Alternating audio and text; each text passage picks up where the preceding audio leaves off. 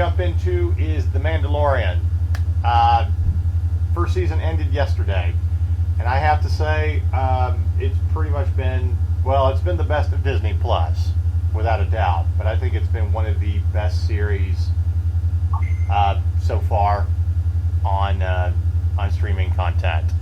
And for everybody that's complaining about the J.J. Abrams version of Star Wars and everything, this show has been gritty, fantastic, and of course, you get Baby Yoda and Gina Carano.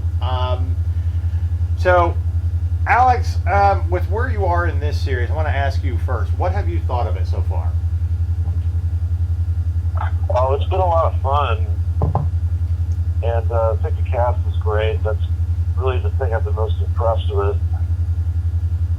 It's kind of a little bit of everything, good variety. So, yeah, I think it's kind of great that you do have kind of recurring characters come back, but you get a lot of guest stars that are there for just this episode of the week. They're just these little characters that are coming in that fit whatever that episode is. But like Carl Weathers and of course coming back, and then of course you had Werner Herzog, who was in a couple, which I thought that was kind of interesting, being in a Star Wars show. But he does dark and gritty to begin with as a director, and I'm like, kind of being the leader of the Scattered Empire group or whatever he is, trying to get Baby Yoda, it does kind of fit his persona and what he usually does in filmmaking. And every time I hear his voice, I just think of him in Rick and Morty, where he was Snoopy Pebbles. Right.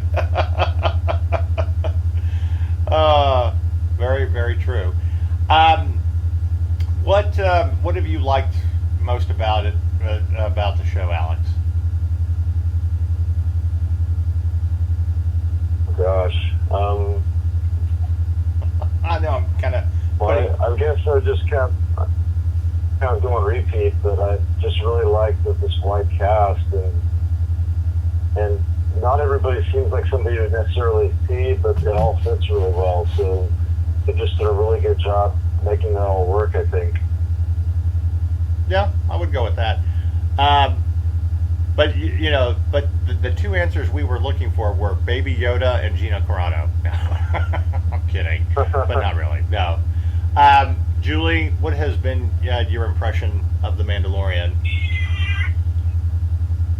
I really like the show. I think it's really great, and I think it's a really good way to placate a lot of the fans that I think maybe didn't find what they wanted to in Star Wars, like in the actual movies. Right. I think that it's really great that they turned it into a series and gave the opportunity to develop characters more, provide a little bit more backstory, show more interaction. I think that there are some things that you just can't condense into a movie, and I think that this show shows that, and then also offers the opportunity to extend it out more. Right. No, I don't disagree. And the funny thing is, these episodes are only really about 45 minutes. I mean, it's what they would be if they were doing an hour actually on TV with commercials. It doesn't feel that long. I mean, you could basically binge watch 8 episodes in an afternoon and feel like that it wasn't dragging or anything like that. It's a really good, easy binge watch. And they do really condense a lot into that half an hour, but it doesn't feel like it's crammed in. It's told very smoothly. Right. I thought this was kind of interesting. You know it's after Return of the Jedi. You know that you're still on the the Outer Rims, where it's the remains of the Empire trying to make it and all that, and it still very much feels like the first time you walk into Mos Eisley in A New Hope.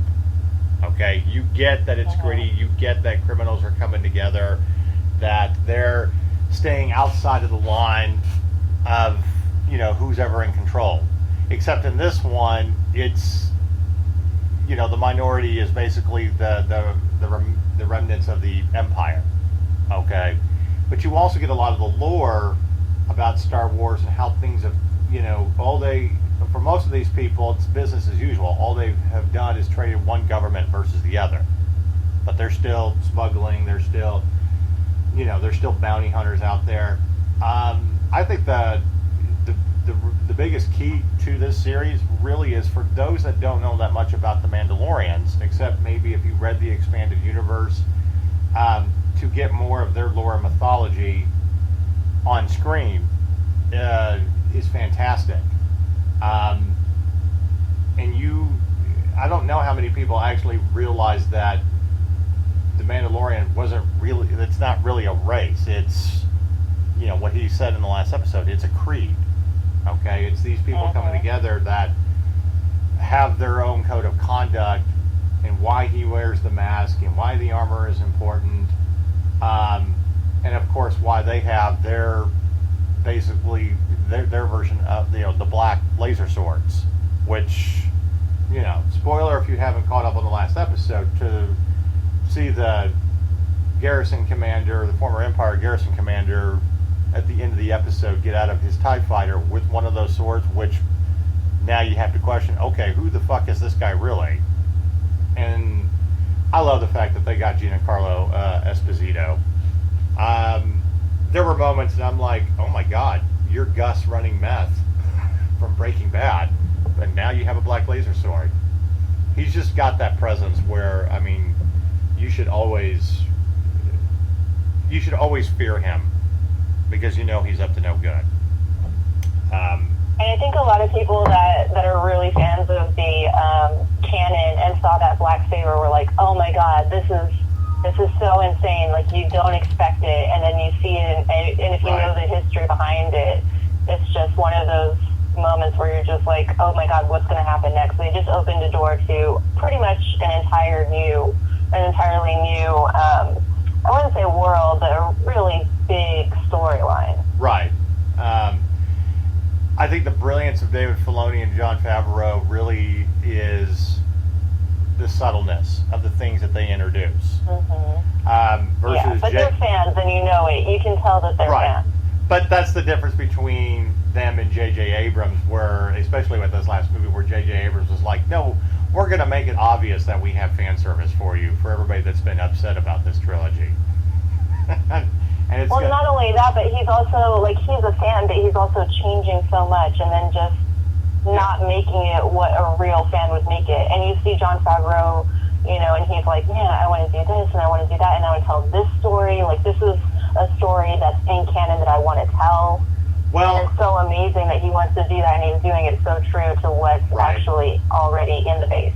Here's another thing, too, that I've noticed about the series, especially with the subtleness of stuff, is it diverges so much from aspects of Star Wars that you kind of get that hero's path type of story with The Mandalorian, okay?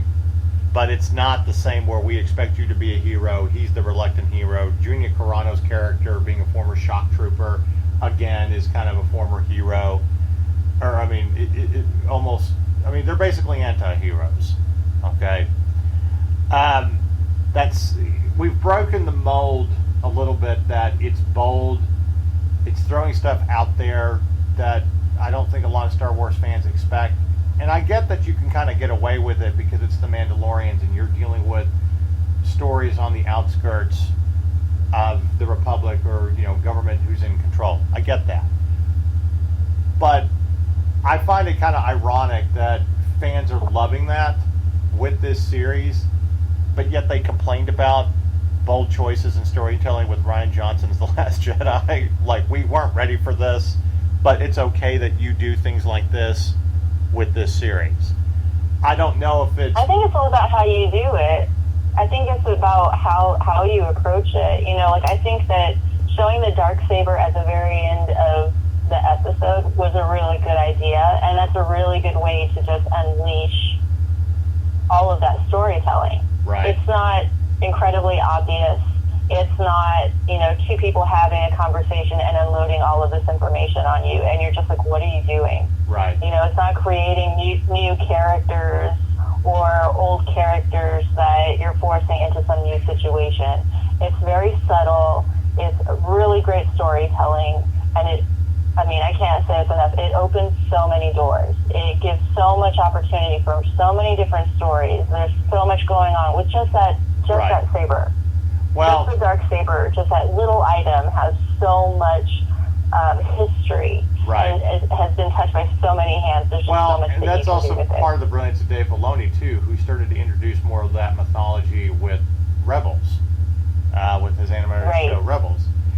But I think, it's a question that we posed last week when we were talking about the future of Star Wars and getting away from a 2-hour movie to doing a series. I think if you can tell your story over 8 45-minute episodes, it gives you enough time to put everything that you want into it, but also to steadily take your audience on this journey that doesn't feel like it's too much. It doesn't feel like it's dragging. It's a good balance to be able to do this, because you can honestly, this is basically like a 4-hour movie of The Mandalorian, and it's something that I think we would sit there in the theater and watch it because of that steady progression, and you jump from chapter to chapter and how he relates and how he comes back to characters. And of course it's all about baby Yoda and protecting and having the change of heart, and you still just don't know anything about that except the kid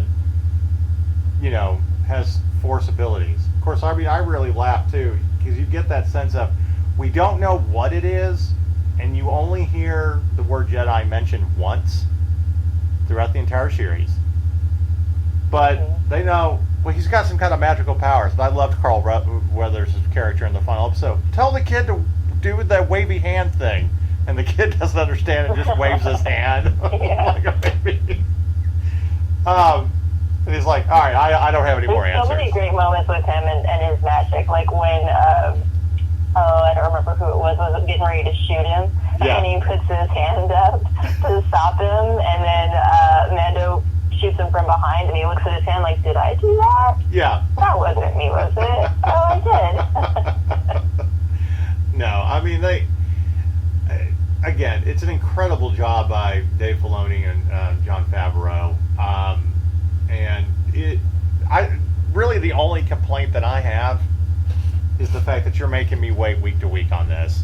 I'm sorry, but I need you to drop all episodes at once, like every other streaming service, so I can binge watch it in an afternoon.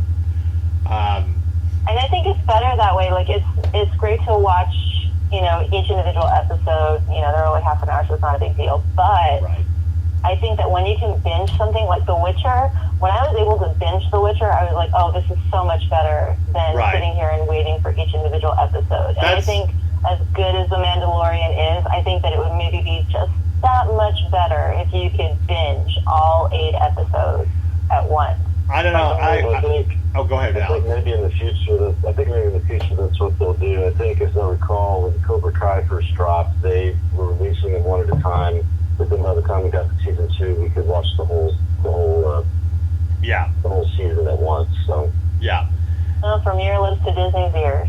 Well, we have turned so much into a binge watching culture that we can't stop at one. And I think if you want a pop culture reference to how ingrained that is in our DNA and how we watch things, for those fans of Portlandia, which I encourage everybody to go watch. Carrie Brownstein and Fred Armisen, that ridiculous show with all their characters around Portland. It's on Netflix, and I encourage everybody to go watch it. It's extremely hilarious. But there's an episode, I think it's in season 2, where they're a couple who gets addicted to Battlestar Galactica, and they keep watching it on DVD. And they keep having to get more DVDs. And it's like 3 days later, and they haven't been to their job or showered, and then they come to the end of like season 2, and season 3 hasn't been released. And they're like, what are we going to do? We've got to get more. And they start trying to contact, writers. Like they actually hire a guy named Ronald Moore, which is some older black guy. in Portland to write more episodes and start hiring people to voice to continue what they love, you know. And the great joke is the voice actors and people they're hiring are actually cast members. Like Edward James Olmos is coming in to read for like Apollo's character, or there's an actual like typist who's, you know, or a stenographer who's writing everything down, and it's actually Ronald Moore who created the show. But that, I always thought it was funny because, again, you know, that's what really Netflix is created in our society. I mean, even when it was just the DVDs, like, oh my God, I gotta go and do this. I've gotta have more. I can't wait week to week. This isn't. Yeah, that's definitely how I felt about, even though it's not on Netflix and it's on Prime, but the Newsroom. Yeah. It's great. You know, they have great episodes. There's some really great episodes. But if you can binge them, the storylines, because they interweave throughout, right. It's just so much better. It just makes more sense. It kind of magnifies the experience. Well, we used to talk about that with 24. I mean, I could never watch 24 from week to week because it's just, you give me something and I'm going to want more. It was always better when it was released to DVD and I can get the box set and, you know, spend 16 hours getting through the season. But like I said, it's, and Apple Plus TV has been doing the same thing. It's been very, very annoying. I don't want to, like, I wouldn't even necessarily mind you popping in a few commercials here and there if that's what you had to do to pay for your series. Okay, I know YouTube does it, and you know, you can get the CBS access, and of course the cheap account with Hulu throws commercials in the middle of it. Fine, whatever, but at least give me the option to be able to binge watch. So anyway, our little segue about talking about The Mandalorian and why season 2 is so important and you shouldn't make us wait week to week. But I'll settle on this, or I'll ask this, and I'll start with you, Julie. What grade would you give The Mandalorian? I would give it a 9. I'm right there with you. I think the only thing that doesn't make it perfect for me is that I'm waiting week to week. I mean, other than that, it's just I can't really find any fault with it. But I also... there are a few moments that are kind of like, they don't drag. You know, there's nothing about the show that drags. But there are definitely some moments that are a lot better than other moments. And, you know, that's the only... I mean, of course, you want that. You want the hills and valleys. But, you know, some of those moments you're just like, do I really need to see this? But those moments don't last very long. You know, it's just like a short moment where you're just like, what is happening and why. But other than that, I mean, I love it. I think it's a really great show. We look forward to watching it whenever it comes on. I mean, like, we watch it every Friday. So I definitely can't complain about it. Okay. Yeah, I absolutely agree. There are moments that are slower than others, but I really don't, you know, I don't really feel like it drags, you know, all that much. So. Yeah, it doesn't drag at all.